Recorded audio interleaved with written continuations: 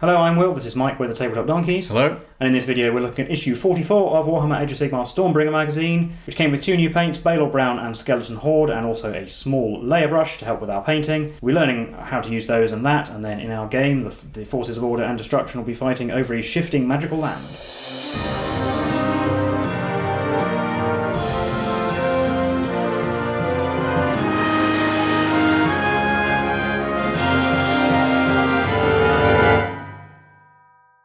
So looking through the magazine, we have a short story called The First Strike, which discusses in a little bit the reality of being a Stormcast Eternal. So Davin Strongheart and his fellow Stormcast are sent hurtling on bolts of lightning from Aesir to confront some mega gargants that are attacking some civilians in one of the Mortal Realms.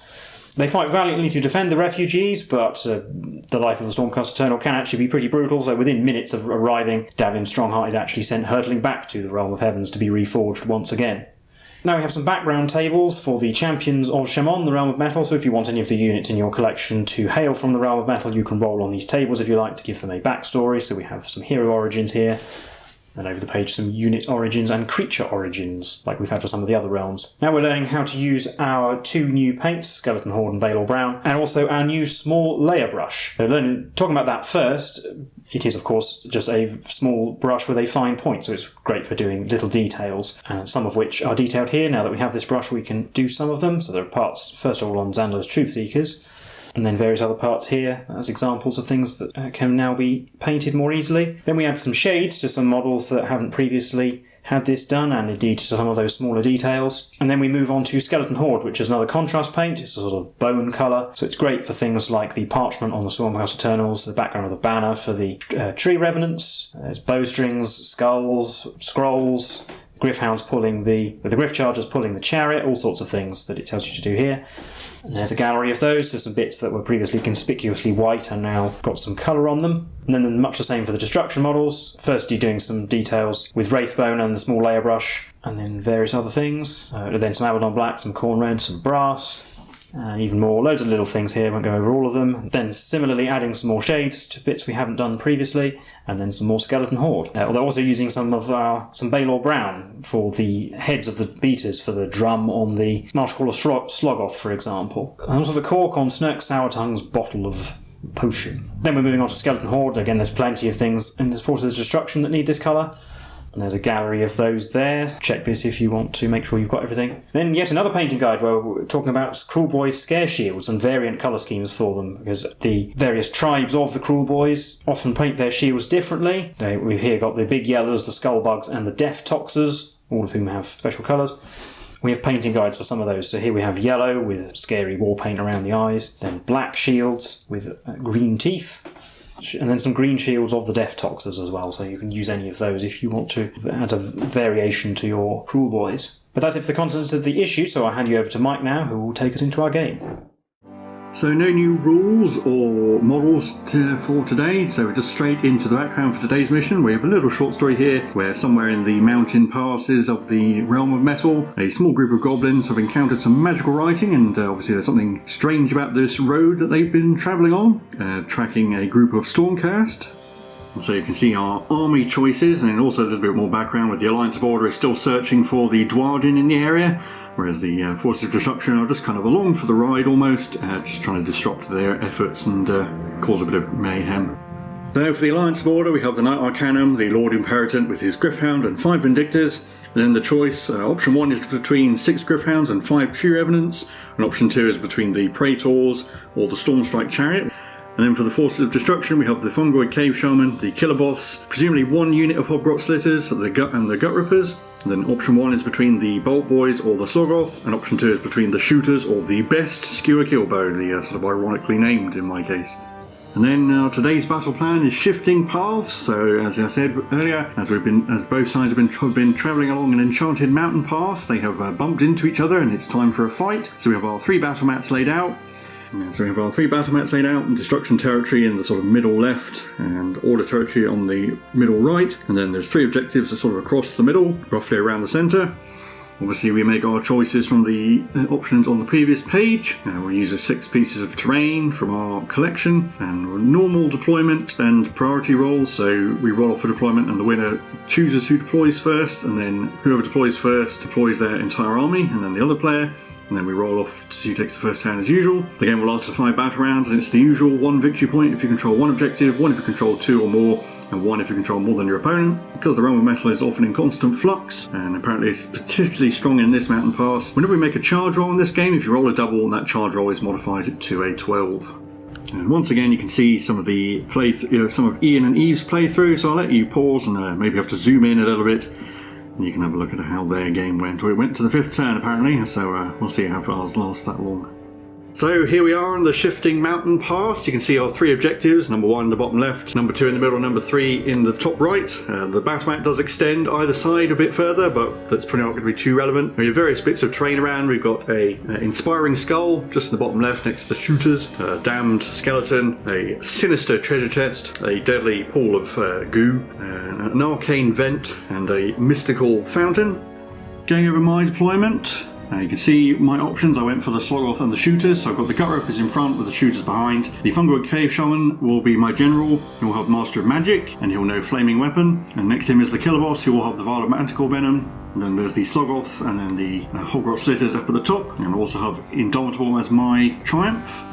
And then here's my deployment for my options. I went for the Praetors and the Tree Revenants. The Chariot seems like an obvious option from the mission special rule, but then if you read the Chariot's rules, it actually only does mortal wounds equal to the unmodified charge roll, and the scenario specifically states it's the charge roll, double charge rolls are modified to 12, so it wouldn't actually make it any better. So I went for the Praetors. We haven't seen them in a while. They will be bodyguarding the Lord Imperator, who will be the general. He's going to have heroic stature for an extra wound, and the Amulet of Destiny for a 6+ ward. You've got the Vindictors in front of the Knight Arcanum, who's going to have a flaming weapon. The Tree Revenants are in the back because they can just teleport to wherever they need to go. And for the Triumph, I went for Inspired. So now we're just rolling off for priority, and I did deploy first, so if it's a tie, I will win the roll. No, I won anyway.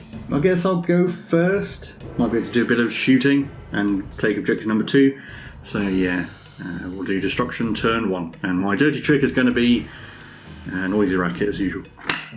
Well, I succeeded heroic leadership with the shaman. The order failed. Going to try and cast Mystic Shield. Get it with an 11. I'll try and unbind. Might as well. Nope. I'll put that on the Gut Rippers. Well, movement's fairly simple. We're moving up fairly slowly. Did do some running with the Gut Rippers and the Hogrots, you can see just beyond the Slogoth, but just enough to get in range of objective 2 and take control of it. And also I did get another command point from the Shaman's ability on a 4+. None of my shooting is going to be in range, so I just hold objectives 1 and 2, which gets me 3 victory points, and we head into order turn 1. We both managed to generate a command point with heroic leadership, and then the Knight Arcanum is going to go for Mystic Shield as well, I think. We get it with a 9. Might as well unbind with the Shaman. Unbind it with a 10. Then I moved up fairly cautiously. I could make a run for the middle to take objective 2, but then risk we lose the double turn being swamped. So just going to take the 1 victory point from objective 3 for now. The Tree Revenants are going to stay at the back for the moment, look for an opportunity to teleport in a later turn most likely. And then we only have 1 shooting attack, which will be the Lord Imperator, who's going to direct his baton at the Gut Rippers. And I'll use his heroic leadership command point to do all-out attack, might as well. Yeah, and I'll do all-out defense with my 1. And then D6 shot, 1, which hits on a not that. And that's going to be it.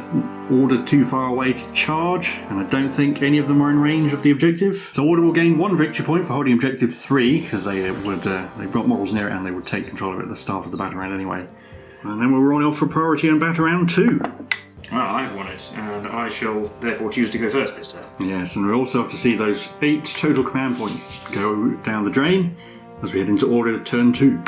This time we both failed at heroic leadership, and then we're going to try and cast Mystic Shield again. 5, failing with a 2, which is a miscast. Yep, even with the +1 from the arcane terrain piece. Yeah, and there's no way to re-roll that, so she just takes 3 mortal wounds. Ouch. And then all the Stormcast are moving forward. We do take objective 2 now, although hopefully we'll get some charges off. But the Tree Revenants have used their waypipes to teleport down here, near objective 1 and behind the shooters, so we'll see what they can do. Then we have our 1 shooting attack again, which is going to go on the Gut Rippers again. Also mentioned in the previous moon phase, I spent a command point to redeploy the Hobgrots. They got 2, so they're slightly further away from the Praetors. So then the shooting with D6 shots, 3. Hit on 3s, 2. And wound on 3s, noisy racket now gone, so 1 wound. You're not using all our defence, so we've got a 5+ save, which we failed. Take a wound. So now we'll move on to the charge phase. I will start with the Vindictors declaring a charge.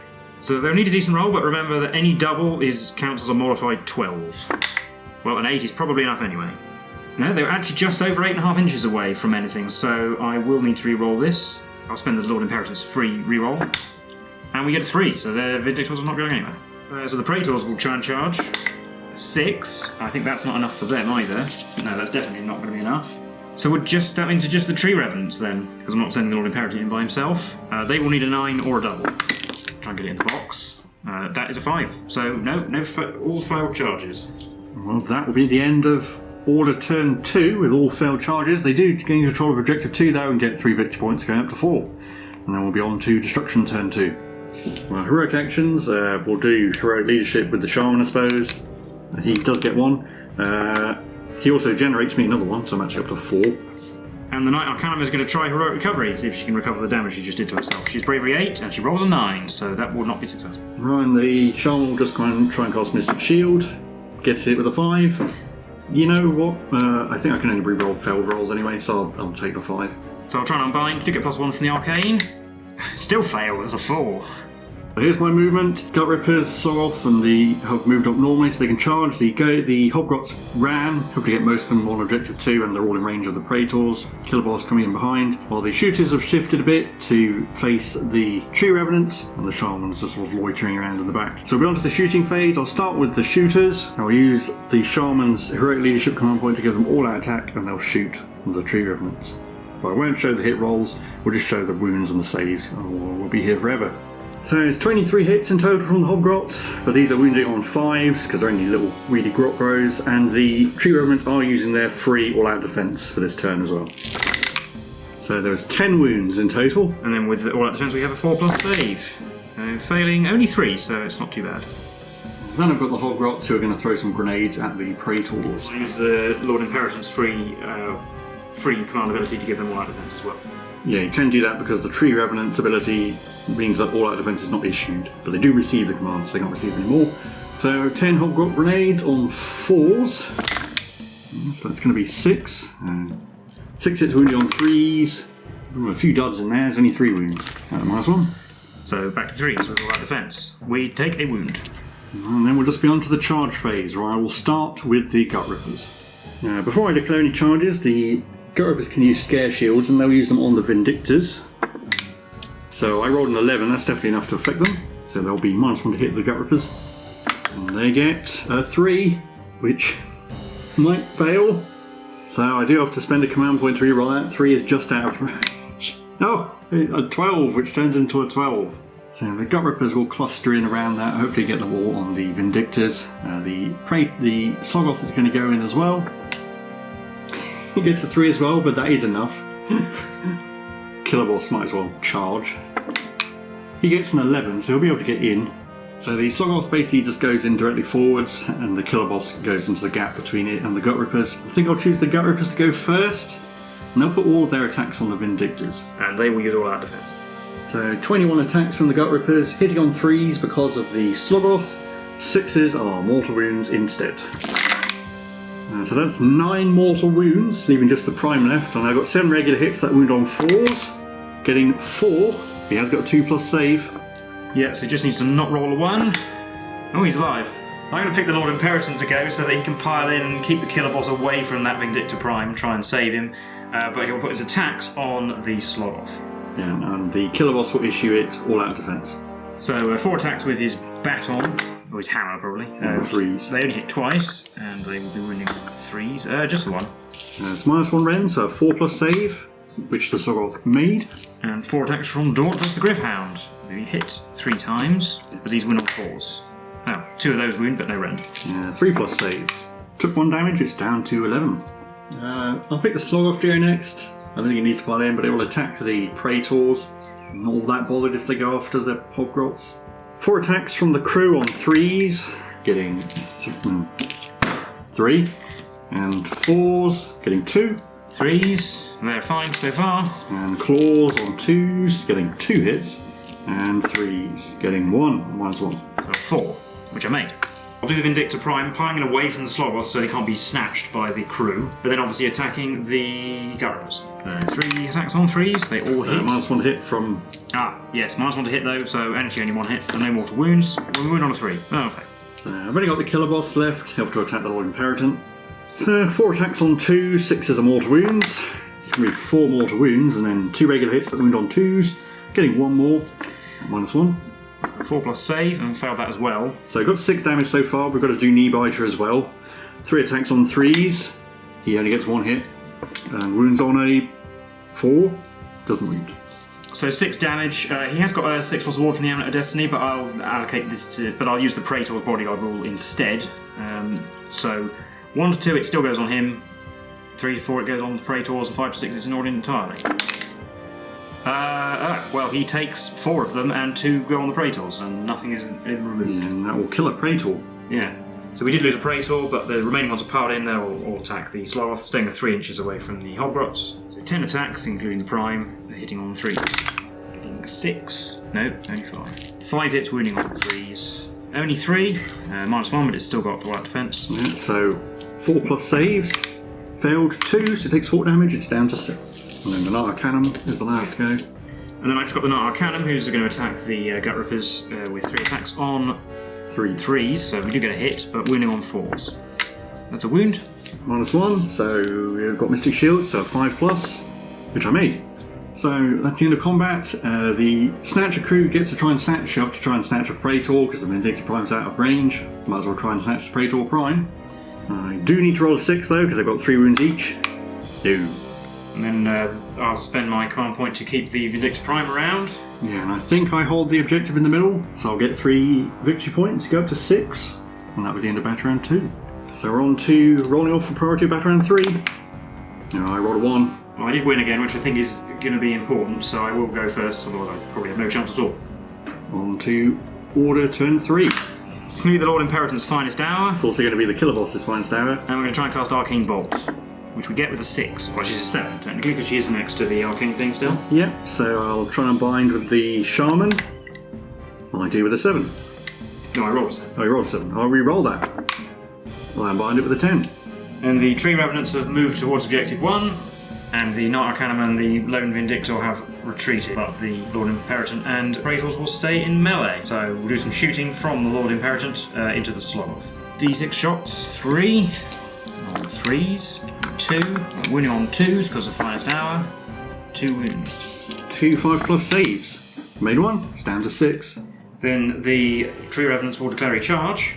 Less than a 9, where they get an 8, which will be enough. That's actually modified to a 12. Yeah, so they're in. They'll charge here, they'll try and stop some of them from fighting at least. Yeah, but I will unleash hell at them. Lots of dice rolling. We got 18 hits, but only 4 wounds, so... But then we only have a 5 plus save. Oh, which you made 3 off, so actually we'd lose the wounded one.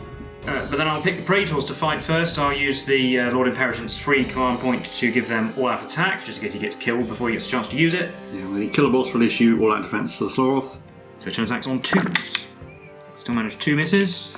And I think I actually use my Triumph here to give them +1 to wounds, so we'll be wounding on 2s as well.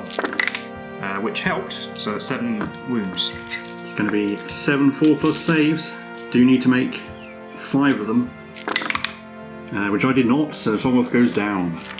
Well, I'll pick the shooters to go before any of them get killed. A mixture of nets and stabs, the shooters get a mighty 2 wounds. And we did use our free all-out defense, so these will be 4 plus saves. But we do take a wound. You just remember that the Tree Revenants are Bravery 6, and they did lose a model in the previous turn, so I'll just do the Battle Shock test now, just to fix it. So we've got the Lord Imperator, he's going to attack the Gut Rippers on 3s, getting only 2 hits, and wounding on 2s, they do wound. 5 plus save, because of Mystic Shield, made 1, so we lose a Gut Ripper. And Dauntless hits 3 times, and we'll be wounding on 3s, finest hour does affect him. 2 wounds, no rend. 4s. Made both. So just 2 damage. Gut Rippers will pile in like this, staying 3 inches of the way away from the Knight Arcanum. but getting close enough to engage the Vindictor. But the boss is the only one who's actually in range of the Vindictor Prime, so the boss will attack the Vindictor, and the other 7 here, and this chap in the back is too far away, will have to attack the Lord Imperator. So on the Vindictor, 3 attacks on 4s, 6 are mortal wounds.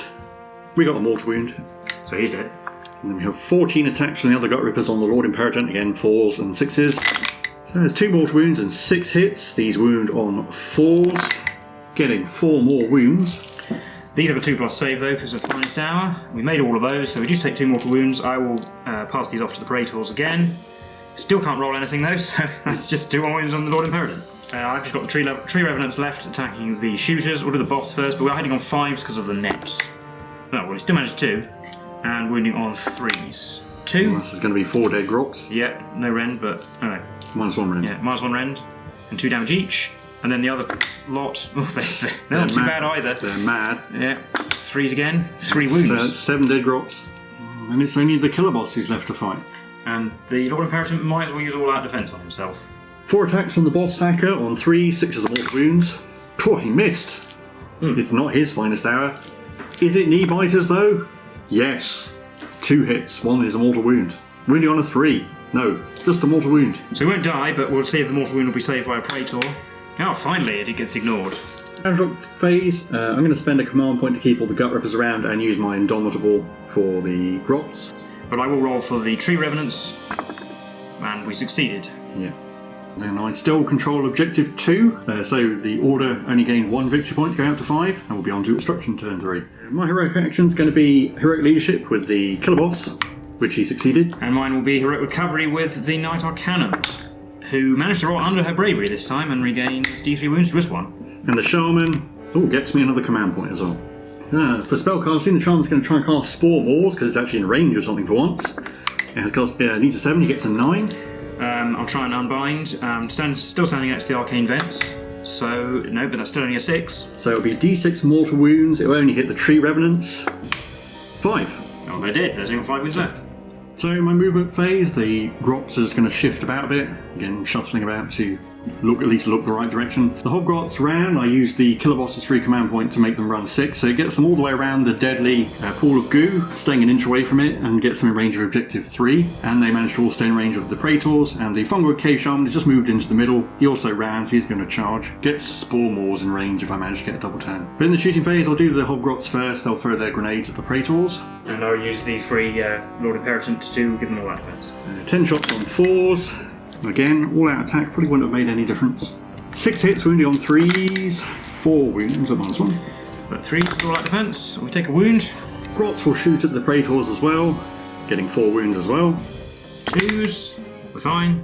And then I'll do the Gut Rippers next. Well, in the combat phase, I'll do the Gut Rippers first, and they'll pile in just so I can get them all in range of the Lord Imperator. Who will issue all-out defense to himself. So we'll have 19 attacks, all on the Lord Imperator, looking for 4s, 6 are mortal wounds. And there's a few mortal wounds. So 4 mortal wounds and 7 hits. Wounding on 4s. Only getting 1. This has a 2+ save, which he made, but he's going to take 4 mortal wounds.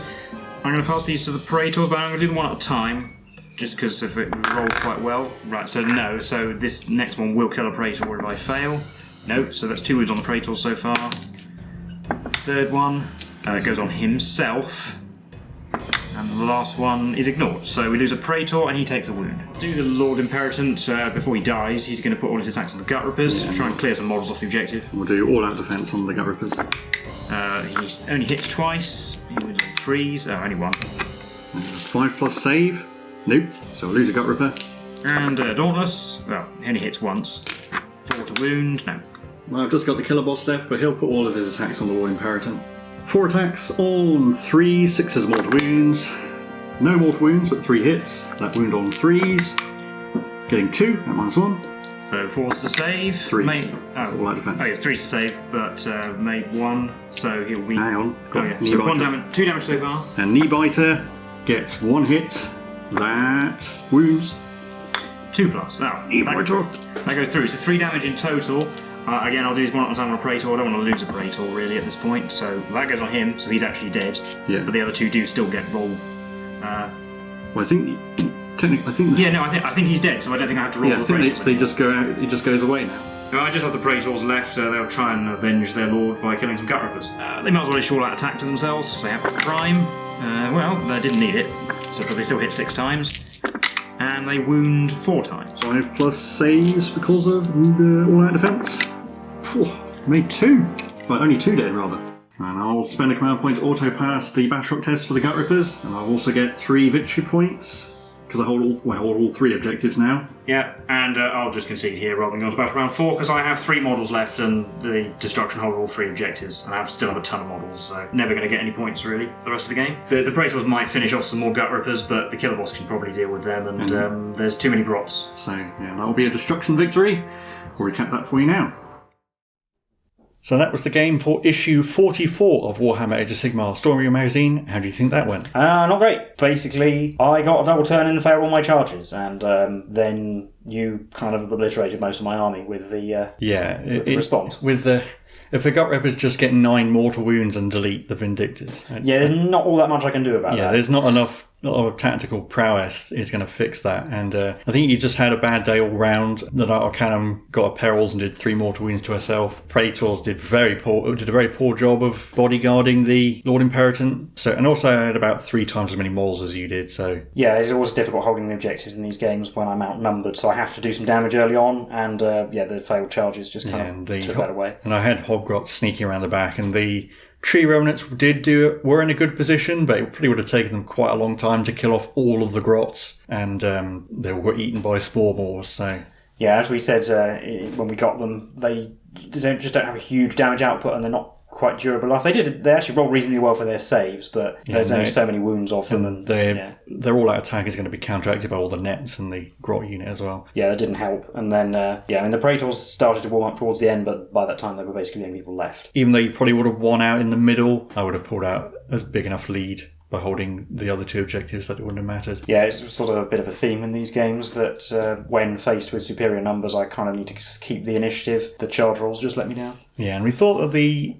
special rule from the mission made the chariot an obvious choice, as we commented in the game, but yeah, it's only modified into it's only its unmodified charge rolls that would have been affected, so it wouldn't have been steamrolling everything, unfortunately. And everything was so close in the first place that, so the chance of, even though it's a decent chance of getting a 12, wasn't actually that useful. I think it only came up twice, and one of those was a double 6, and you didn't need it when it came up for you, so I suppose it would have theoretically been good for, say, Signs of the Storm or the Tree Revenants arriving, that you've got a slightly higher chance of making that charge, but again, that didn't come up. But otherwise, don't think there's too much more to say about this game or this issue. Again, just got 2 new paints, and it might take a bit of practice to use the small layer brush to get used to it, but obviously that's all part of the fun of painting, is learning as you go. Yeah, and actually the models, once you start highlighting them, they do start to have a bit of life to them, as we would have seen in the painting guide, and it will only continue to improve as well as we go through the issues, so kind of nice to see some of the early work that might have felt a little bit flat starting to come together. But otherwise, leave any comments how you've been getting on with the magazine. By the time this video goes out,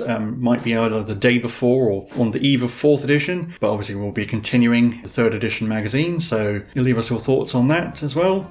We've been the Tabletop Donkeys, and we'll see you in the next one. Bye for now.